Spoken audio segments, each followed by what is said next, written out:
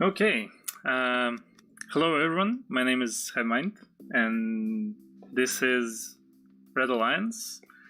It's a great indie first-person shooter made by pretty much one person in 2018.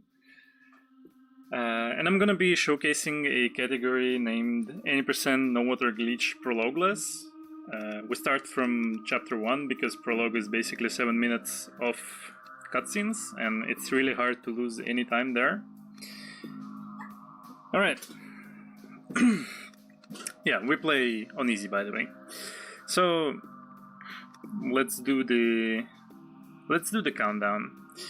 5, I guess from 5 is gonna be okay. 5, 4, 3, 2, 1. Actually, that's not where the timer starts, but whatever, it doesn't matter really. Usually we start on the frame of like movement. As you can see already, this game has some cool movement. We're able to basically strafe jump or bunny hop or whatever you want to call it. Also, I don't think you're allowed to have glass bottles in a prison, but whatever. And now I'm gonna get rid of this bucket. No, please. Yes, it worked. So yeah, we start in a jail cell, and now we're gonna really fast get out of here. Actually, I wanna shout out the developer of this game. I contacted him a few months ago, and after the update that broke a lot of kind of speedrun tech, and wow, I'm actually pressing my splits. What? So yeah, I contacted him, and he agreed to help us with the game a little bit. He added some functions for speedruns, like being able to bind jump to both mouse wheel directions. And here's one of the first tricks in the game. It's clipping with the save load. We don't really know why it works, but it just does. So you kind of clip through the wall when you save load, like in certain places. I think it's due to like some lag. At least that's the theory why it works. But yeah, he helped us with the game, and it's really nice that he enjoyed what we did with the game. He was very surprised to see how much stuff we found in this game. So yeah, as you can see, well, not right now, but it's a little bit like Soviet aesthetic inspired kinda, and also it's like very clearly inspired by Half-Life. So we like to call this Half-Life 3 that we deserve. Oh, whoops, that was bad. I got stuck on a car. Strafe jumping in this game is very easy. I don't need that. It's very easy, and it feels really nice to just jump around. The maps are also pretty big, so there's definitely like enough space to jump around. Okay, I'm gonna showcase an Easter egg here. Hey, I'm not expecting any quest anytime soon, so go away! Actually, I'm gonna make the sound a little bit higher for this. I have connections. Do you want me to use them? Now get away from my dog, please! I see you are still here. Do you think I will fucking miss you? Stop bothering me! I don't want to be part of your system, so go away! You're testing my patience! Ёбаный в рот! Хорошо, you fucking peasants. You asked for it. Just wait right there. Ау, ребята, мне нужна And now we get помощь. an Тут тварь дебила под дверью. Давайте сюда. now we get an Adidas costume. So yeah, you get an Adidas costume, and there's some thug-looking guys come here with the AK and try to shoot you. Okay, now for the second trick of the game that was actually discovered earlier than the first one, but we can fly. It's very similar to Half-Life, and by using save load when you're about to hit the ground, you can completely escape fall damage. So we can fall from whatever heights we want. Here's also another way to escape fall damage. Kinda, I don't know, this is the only place where it works, but if you slide off on some kind of edge while being crouched, you also escape fall damage, which is, well, we don't know why it works, but it does. So it's kind of nice here, not having to save load. You can just keep your speed and go all the way here. Okay, now we need to get around this. You can actually get on the train. In the previous mission, you're supposed to get on this train and, like, I mean, we skipped a lot of stuff. Generally, like, I'm not gonna talk about it because there's really, like, no time to talk about all the stuff that we do in this game, so I'm only gonna focus on the main things. But in this game, we skip a lot. Like, it's absolutely insane how much we found to, like, how much skips we found and how much of the game we actually skip. Because my first run of this game was hour and 3 minutes, and now it's the fastest run is like 12 minutes. So you can imagine just the amount of stuff that we found and how much we broke this. But yeah, usually in this game there's a lot of like in-engine cutscenes, and they take a long time, and we found the way to skip every single one of them, so it's really nice. Also, for some reason there's no... I pressed... What? Okay, no, it's fine. For some reason there's no invisible wall right here, even though usually all these levels they have like insanely high invisible walls. In this place, for some reason, there's none, and like you can just go to this snowy field and jump around here really fast. Even though normally in this mission you're supposed to go on a car and then you enter like a big stealth area where you have silenced weapons, and you have to like open it up to let your car pass, and it's like it takes really long time. So I found this out of bounds very early, and it was really nice to skip that big area. Oh, whoops. But yeah, this part is mostly just jumping around. Oops, I'm losing speed for some reason. In this barricade you can actually hit the box with the health pack, which is really nice when you're jumping on a like low health, but it's kind of random. But yeah, and there's another 2 packs, so it's like whatever. Alright, now starts the horror part of this game. So yeah, it's not just an FPS, it's also a horror game. Although we're not gonna see most of the jump scares, because we're gonna skip them with this very creative box trick. Instead of flying, we just align them and get on top and get here. That skips like maybe 30 or 40 seconds of pressing buttons and encountering some ghosts and zombies like these guys. Okay, that was pretty good.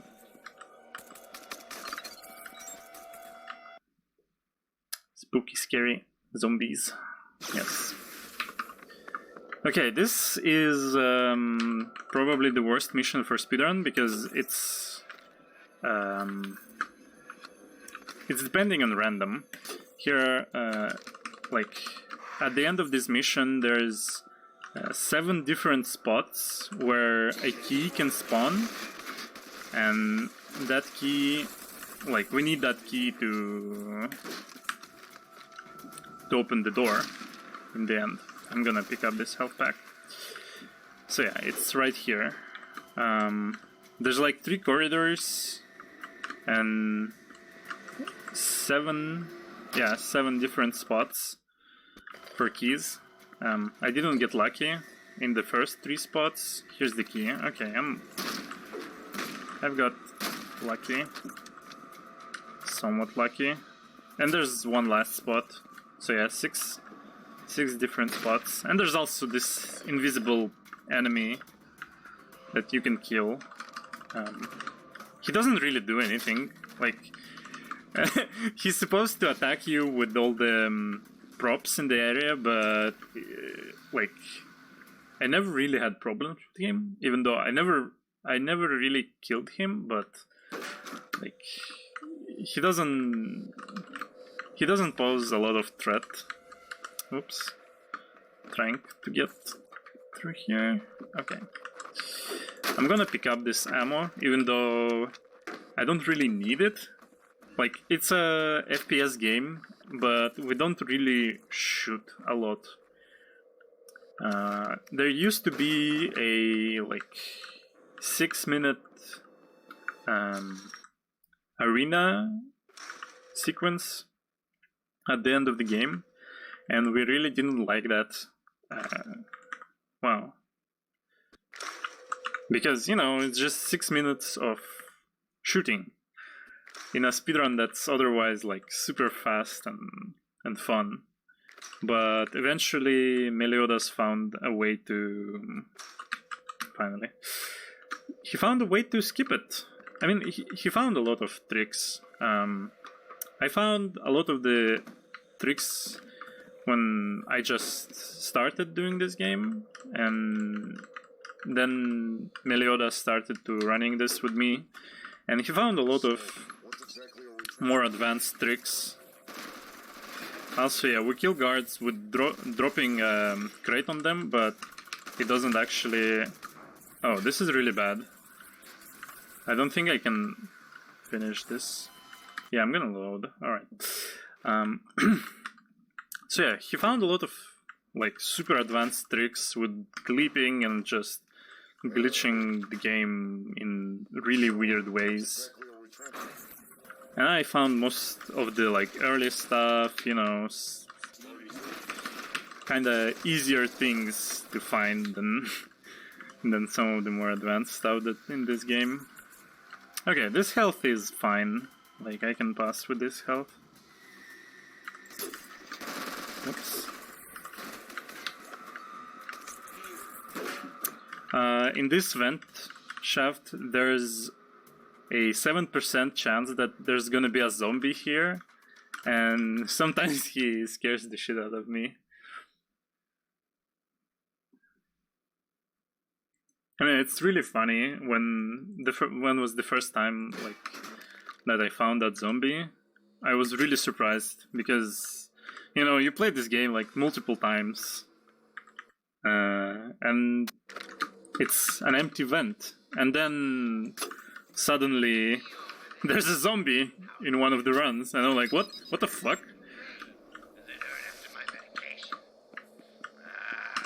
So yeah. Okay, this is the last weapon in the game. It's kind of like a railgun. It's pretty cool. But yeah, we're gonna use it actually, just for a little bit at the end. But right now we have to save our friend that was in the prologue with us, but we lost him due to like government raid. Okay, 1, 2, 3, 4, 5. Yeah, as you may have noticed, you can actually use the valves, but not stay near them. Like, the game doesn't check if you're near a valve or not. You just have to keep pressing the use button. So yeah, we kinda got raided by the government and got separated with this guy, and now we reunite with him. But we don't even like talk to him or anything, we're just gonna run past him. And here's another clip. And this one saves like almost 2 minutes, I think. Because usually you need to wait in the armory and like you're waiting for the NPC to come up, and then they have another dialogue and they tell you that, oh, we have to go down. They open this big door and you go here, you wait for another NPC to come here, and then the trigger happens and the next level starts. But by clipping here, we can just wait here for NPCs to pass through the big door. For some reason, they can just pass through this door and the dialogue starts. And it's really funny. Even though this guy is not even supposed to be here. He's supposed to be up there. Oh my god, I can't wait! Oh, also you can shoot them. But, like, they don't even notice that. Alright, next level is supposed to be also like... it's a level before the last one. Like, I don't know how to say this, but yeah, this is supposed to be like big arena. You go into one of the doors, go all around and open these barriers. Like, you're supposed to open these barriers and then you can pass through the level, but if you open the third barrier with a grenade, like you can break this thing with a grenade and it opens every other barrier, so you can just do this and the level is done and you don't even have to shoot anyone. This is really nice. And now for the last level. So this is the big like 6-minute arena that's really hard. There's 6 waves of enemies plus 2 waves of zombie waves, and it's actually pretty hard, even on like easy difficulty. This arena is pretty hard, and to do it fast, we've done a lot of optimization to do this fast, but now instead we're gonna do some creative use of geometry and some creative use of engine that this game uses. This game is made on Unity, by the way. Actually, I'm gonna do this.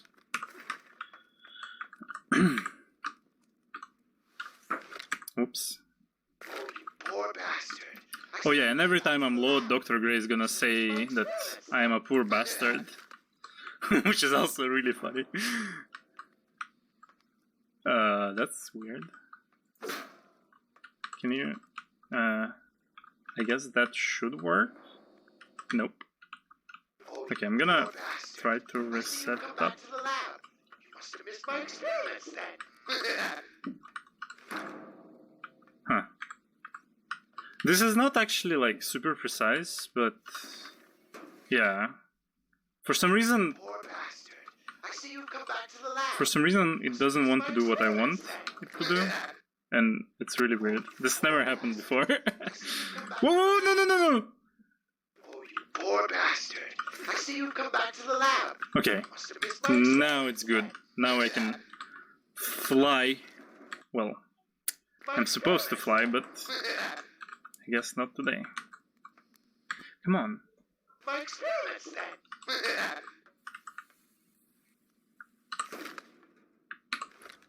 Okay, so there's like missing geometry here, but you can't actually pass through that, so you have to clip through this.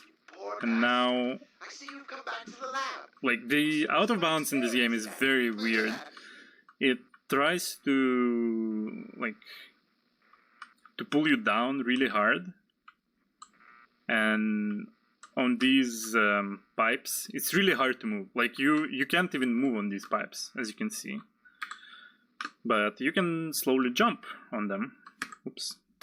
Oh, you poor bastard. I see you've come back to the lab. I'm getting stuck for some reason. Poor bastard. I see you've come back to the Yeah, this is nice. Okay, and now I'm gonna lag the game in a way so that Stanko, who's the NPC that's with us, he has to pass through the doors, and the only way to do that is to lag the game pretty hard. So I'm just like alt-tabbing continuously to lag the game to make him pass through the doors, and now he's here. So as soon as the credits roll, it's gonna be time. It's gonna be like in a minute. So yeah, normally he starts like a really long dialogue here, talking about like Dr. Gray and how it's humanity and all that. It's pretty funny. I mean, dialogue in this game is pretty fun, and overall the game is it's not very long, but there's a lot of attention to detail, and yeah, it's really fun to explore this game.